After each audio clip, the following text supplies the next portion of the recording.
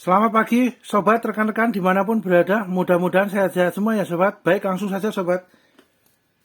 Lanjut ya sobat, sambung untuk part 5 alat bantu kerja servis handphone, baik Android maupun handphone yang lama gitu ya sobat ya. Power supply ya sobat, power supply, DC power supply. Kebetulan kami adanya ini sobat, keluaran dari web Orange 1502D Plus ya sobat. 15 ini kapasitas maksimalnya dari voltasenya 0,2 ampernya, optimalnya maksimalnya 2 ampere gitu ya sobat. D plus karena fiturnya banyak sobat. Ini kategorinya menu dan fiturnya cukup banyak ya sobat, cukup lengkap lah dengan dengan posisi yang dibutuhkan, untuk alat bantu kerja servis handphone gitu sobat. Nah, kemudian untuk selain handphone bisa juga untuk mengecek, memberikan daya output, daya listrik gitu ya sobat, untuk peralatan elektronik yang kapasitasnya sesuai dengan voltase dan ampernya power supply ini gitu ya sobat. Jadi ya kategorinya yang ringan, yang sesuai gitu ya, yang kecil. Contohnya seperti ini sobat, DC fan, untuk kipas gitu ya sobat, 5 volt, DC 5 volt. Nah, ini kemarin juga sudah ya sobat dicek, ternyata mesinnya masih oke, masih nyala untuk kipasnya. Kemudian untuk lampu LED juga kemarin sudah ya sobat. Ini lampu LED 2 ini sudah bisa juga dicek dengan power supply ini hidup nyala gitu ya. Untuk handphone ini 2 juga sudah ya sobat, tanpa baterai. Kita menggunakan sumber daya listriknya dari outputnya yang dikeluarkan dayanya dari power supply ini. Disesuaikan dengan posisi voltasenya ya sobat, jangan lebih dari 4 volt ya, biasanya di 3,8, 3,9 atau 4 volt itu ya sobat. Karena bahaya amit-amit ya sobat, bahaya ya sobat, seumpamanya voltasenya besar melebihi dengan kapasitas mesin handphonenya, takutnya amit-amit sobat, mesinnya malah jalurnya jadi konslet, jadi short gitu ya istilahnya, jadi komponen-komponennya karena lebih besar daripada kemampuan komponen di dalam mesin handphone itu, jadinya rusak gitu ya sobat, kalau voltasenya melebihi dari kapasitas komponen di dalam mesin itu, mesin handphone. Biasanya cuma 4 volt gitu ya sobat. Nah, kalau semuanya untuk ini sobat, untuk kejut baterai gitu ya, untuk baterai yang mati suri itu baru di 12 volt ya sobat. Baterai yang mati suri, posisi sel-sel di dalamnya masih bagus, kita bisa kasih kejut baterai, istilahnya memberi listrik kejut baterai supaya baterainya bisa aktif lagi gitu ya. Seumpama baterainya masih bagus, kondisi sel-selnya hanya mati suri karena mungkin udah lama nggak terpakai, sehingga beliau voltasenya rendah, terlalu kecil untuk dicas dengan charger biasa, akhirnya dikejut dengan power supply ini ya sobat. Ya, biasanya di angka voltasenya di 12 voltase. Lah, ketika di 12 voltase, jangan lupa sobat, cuma mau untuk mengecek mesin handphone, diturunkan lagi sobat voltasenya dari semuanya dari 12 gitu ya sobat, semuanya dari 12. Kemudian untuk ngecek mesin handphone ya harus diturunkan sobat, harus diturunkan kembali lagi ke posisi ke 4 ya, 4 voltase. Biasanya 38, 3,8, 3,9 atau 4 voltase. Nah, itu sobat. Amit-amit jangan lupa ya sobat ya, dibalikan lagi sesuai dengan kapasitas daya listrik yang dibutuhkan oleh mesin handphone. Jangan melebihi dari kapasitas maksimalnya, takutnya malah mesinnya jadi rusak karena jalurnya jadi short, jadi konslet gitu ya sobat. Mesinnya jadi short konslet karena melebihi. Ini ya ekstrimnya ya, posisi komponennya bisa ini ya sobat, istilahnya meleleh, terbakar gitu ya. Ya itu kalau semuanya posisi terlalu besar untuk ininya, daya yang masuk ke mesin handphonenya. Nah, itu ya sobat, bahasa mudahnya seperti itu sobat. Kemudian kita ini sobat untuk dinamo ya sobat. Oh ya, ini dulu sobat untuk cek dengan test pen gitu ya sobat, apakah bodinya harus bocor enggak di body power supply-nya. Nih kita juga harus cek dulu ya sobat, biar safety aman gitu ya. Aman ya sobat ya. Untuk mur bautnya juga sama, yang belakang aman ya sobat, tidak ada bocor arus ya, mantap. Kemudian kita coba tes dengan ini sobat, lihat dengan termogan nih sobat, termogan yang bagian 30,5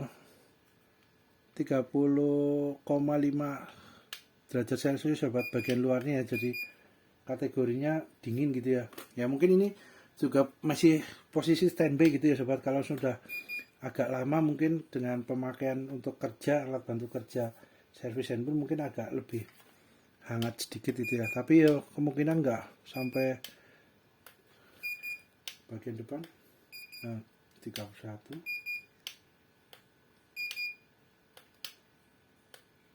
ya, sekitar 30-31 ya sobat. Ini bagian mesinnya kan di dalam ya. Kalau semua mau ini ya kita nanti tunggu ya sobat, ketika sudah kita gunakan untuk ini baru kita lihat lagi. Oke, kita coba untuk dinamo sobat. Jadi dinamo ini dinamo yang kecil-kecil ya sobat ya. Kita coba untuk lihat untuk ininya. Oh ya, ini posisinya. Sebentar sobat. Nah, seperti ini aja, langsung aja. Oke, kemudian kita pasang. Nah, hidup ya sobat. Nah. Oke, mantap. Kita coba yang sebelahnya sobat. Nah.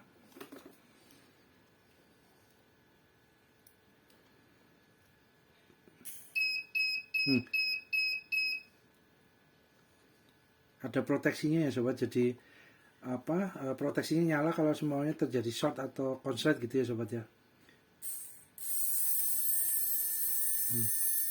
Hidup sobat, mantap. Oke, dinamonya udah hidup. Kemudian kita coba pasang ke sebelahnya lagi.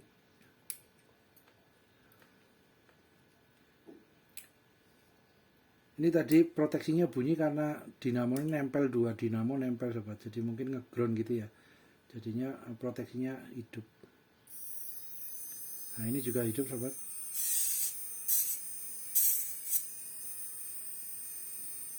Mantap sobat.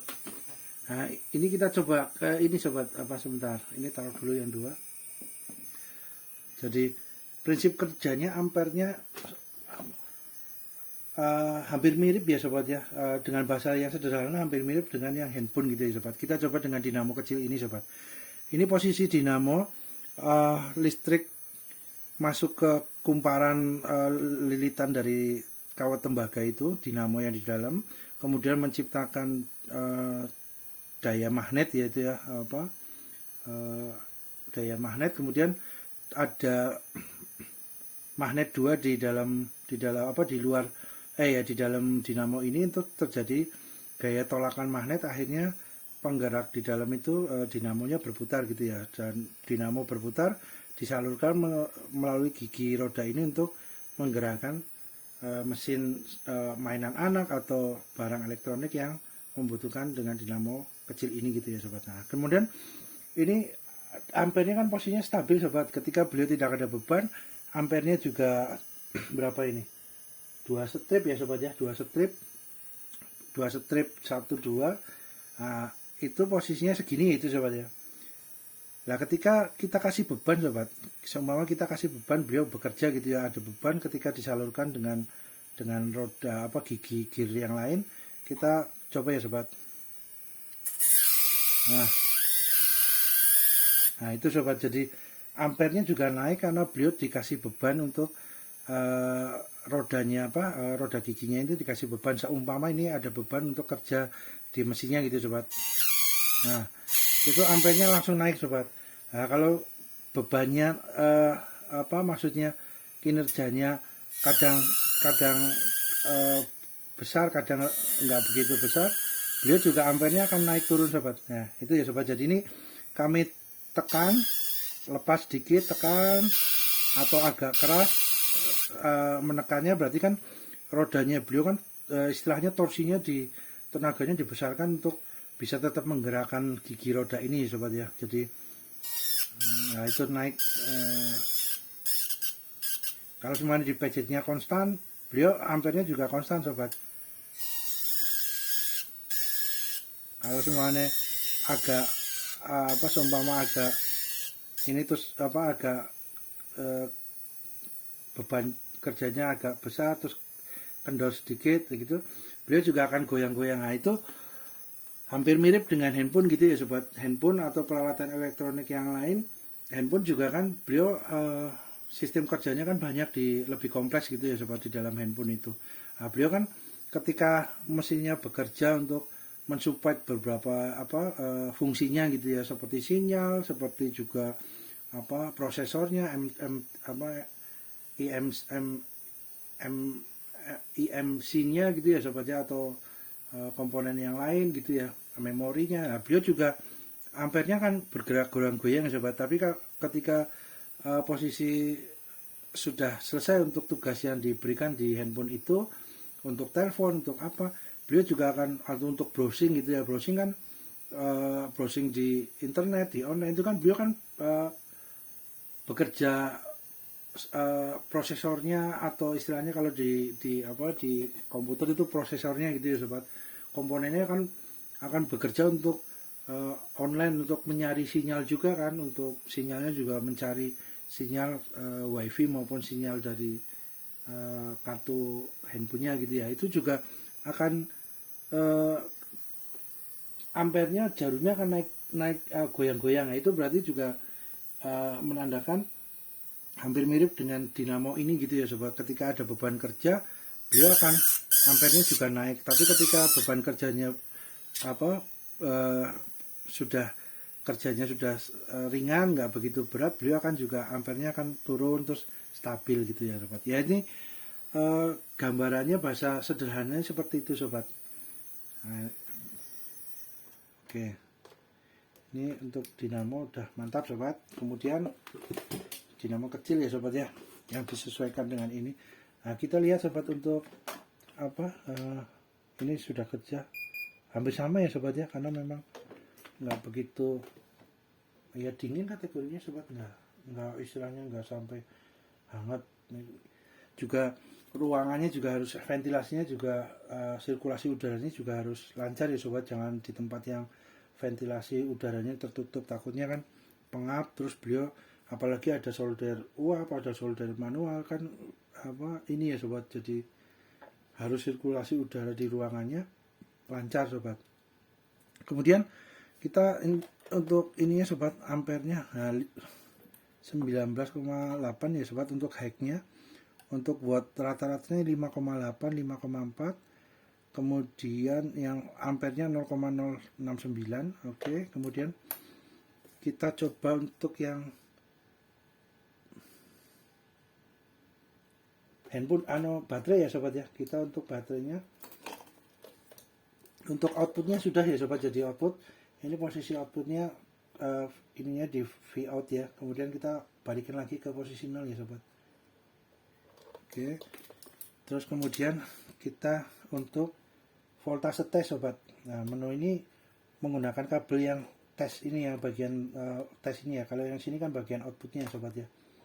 Baik, kita coba untuk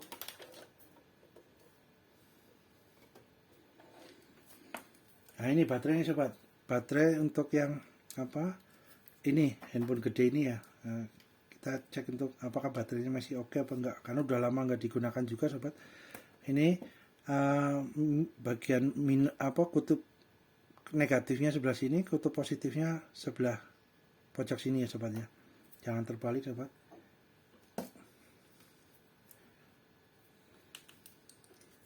Ini ya sobat, di LED-nya, lampu LED-nya. Nah itu sobat, voltasenya 3,8 sobat. Baterainya masih normal ya sobat, bagus ya, masih oke ya. Nah 3,8.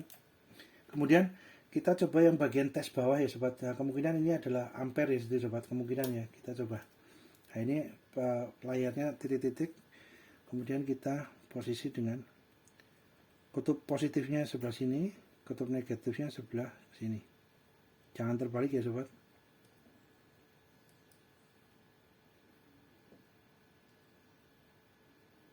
Nah ampernya kosong sobat, hanya voltasenya, ampernya kok nggak bergerak ya.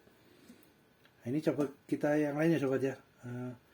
Ini sudah untuk baterai yang ini sobat, ini masih baru sobat, yang ini masih baru muncul untuk ininya, untuk yang tes bagian bawahnya.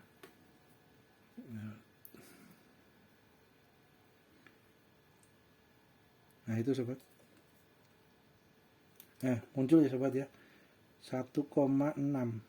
Nah itu sobat, muncul 1,6. Nah, kemudian kita ke V testnya, voltase tesnya untuk baterai ini gitu sobat. 1,5 sobat voltasenya. Nah itu sobat. Sedangkan di bawah ininya 1,6 sobat. Nah itu sobat. Nah ini untuk baterai ini. Kita coba untuk baterai ini A2 ya sobat. Kalau ini kan A3 ya, yang buat remote handphone, remote televisi, remote AC gitu ya. Kita coba untuk yang A2. Ini apa nih? Oh ini yang bawah ya sobat. 1,3 ya sobat. Ini 1,3 ampernya ya kemungkinan ya ini ya. Kemudian untuk V testnya, voltase tesnya ini sobat 1,2. Nah itu ya sobat. Kemudian kita melihat ini nah ini sobat, baterai yang ini.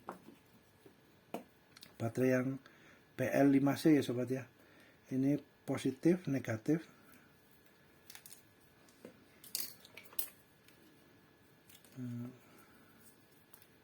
Nah ini berarti ini dulu sobat. Nah ini negatif, ini positif.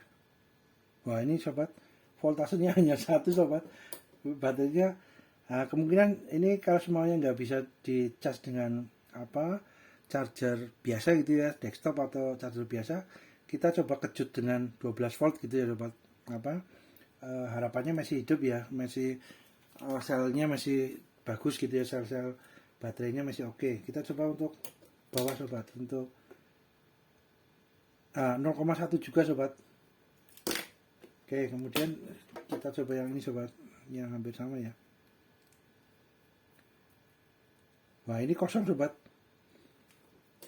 ada nilainya. Nah ini nilai 3,8 untuk voltasenya, tapi ininya kok kosong yang bawah. Nah mungkin bisa dikejut baterai juga ya sobat, dengan dengan baterai aktivator maupun dengan power supply. Kemudian kita coba untuk ini sobat, baterai sudah ya sobat ya, untuk cukup mewakili ya sobat ya untuk ininya ya. Kita coba untuk ini sobat, lampu sobat.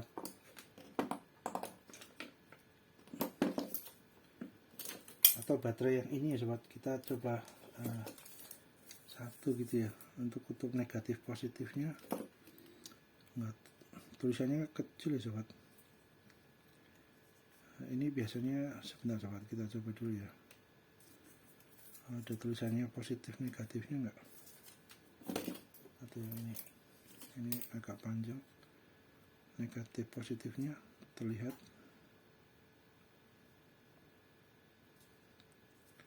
Kita coba.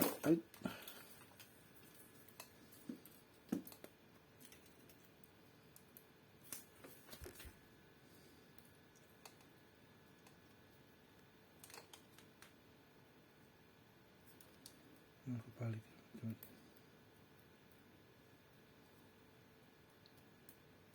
Kosong sobat. Kita coba untuk yang ini.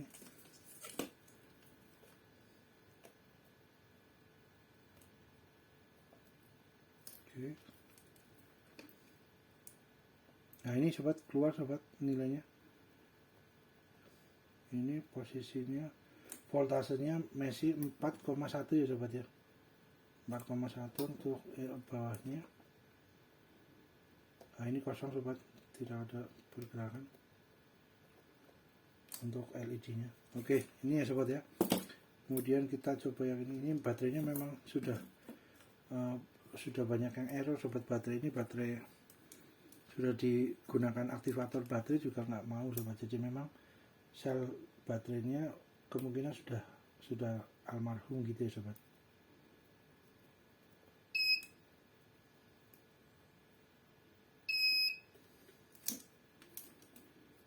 Nah itu ada Nyenggol untuk shotnya sobat. Wah, ini baterainya sudah ini sobat, sudah rusak sobat. Kita coba lagi. Ini untuk voltasenya. Nah, ini juga sama sobat, sudah rusak juga baterainya. Kemungkinan sudah rusak ya sobat. Nah, itu voltasenya kecil sekali sobat, hanya 0,7 sobat. Baik, kemudian ini ya sobat, kita untuk lampu sobat, lampu LED gitu ya. Untuk lampu LED.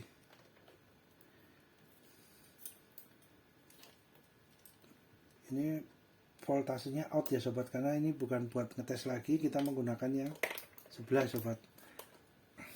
Namun karena untuk posisi melihat lampu LED-nya yang di bohlam ini, bohlam LED kan dengan capitan agak kesulitan gitu ya sobat, dengan capit ya. Kita pindahkan yang ini sobat, yang sisi satunya ini. Kabel yang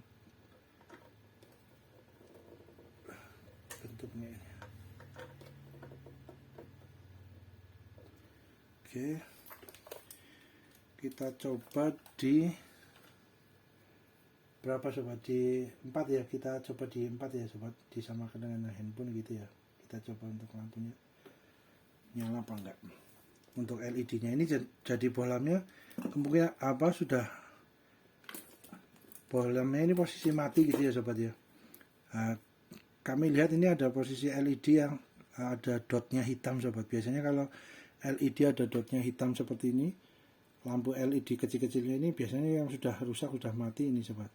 Nah, kalau yang lainnya kita coba cek ya sobat. Nah, ini bohlam ini seumpama komponen di dalamnya masih oke gitu ya sobat, kumparannya liliter masih oke, jalurnya kelistrikannya masih oke gitu, jalur listriknya, daya listriknya masih oke, lampu LED-nya juga yang lain masih oke, hanya satu ini sobat. Nah, ini tinggal diganti dengan lampu LED yang baru yang sebelah satu ini aja, kemungkinan akan bisa hidup gitu ya sobat ya, karena biasanya rangkaiannya kan saling nyambung untuk jalur listriknya. Ketika satu mati berarti jalur listriknya tidak bisa tidak terhubung gitu ya sobat. Jadinya akhirnya bohlamnya diindikasikan mati gitu ya sobat ya. Jadi ini kita coba ya sobat untuk lampu LED-nya, LED-nya.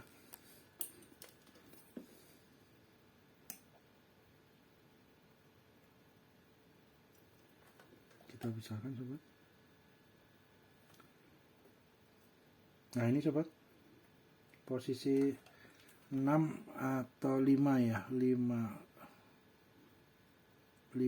volt, kita posisi 5 volt. Masih terlalu kecil sobat, lampunya nyalanya kecil. Kalau 4 nyala tapi lampunya kecil banget, ininya untuk lampunya di angka 6 voltase, atau coba kita 5 sobat, 5,5. Nah, ini sobat, ini 5,5 ya sobat, kurang lebih ya, atau 5,2. karena kalau terlalu besar sobat takutnya ini mati gitu ya sobat, lampunya gitu. Ini terlalu kecil sobat, 5,2. Wah, maaf sobat, nah itu tersenggol gitu ya sobat, tersenggol, jadi proteksinya langsung nyala. Untuk berarti di angka 5,5 sobat, 5,5. Nah, oke, 5,5. Nah, ini sobat, nah hidup. Nah, yang lainnya masih hidup semua sobat. Nah,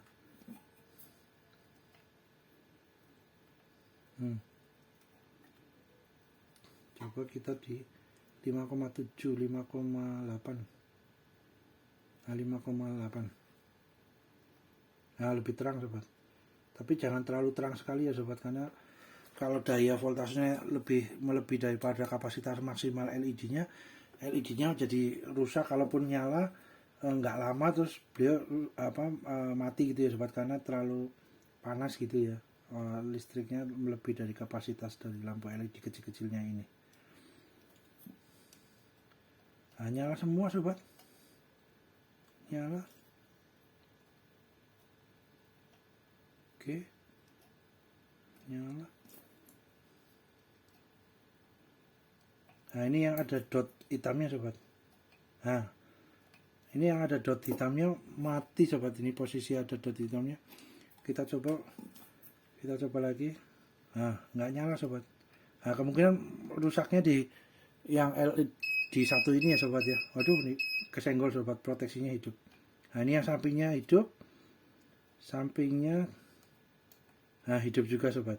Jadi ini yang rusak satu LED ini. Nah, kemungkinan dengan LED ini yang satu dicopot diganti yang baru, rangkaian listriknya, arus listriknya bisa nyalur bisa nyambung ke semuanya, lampu bohlam ini bisa hidup lagi. Itu ya sobat. Nah, ini untuk mengambil lampu LED-nya kita gunakan ini sobat. Kita gunakan solder uap itu ya sobat. Pelan-pelan kita cabut. Terus nanti kita pasang lagi yang baru. Gitu ya sobat ya. Mudah-mudahan bermanfaat ya sobat ya. Terima kasih.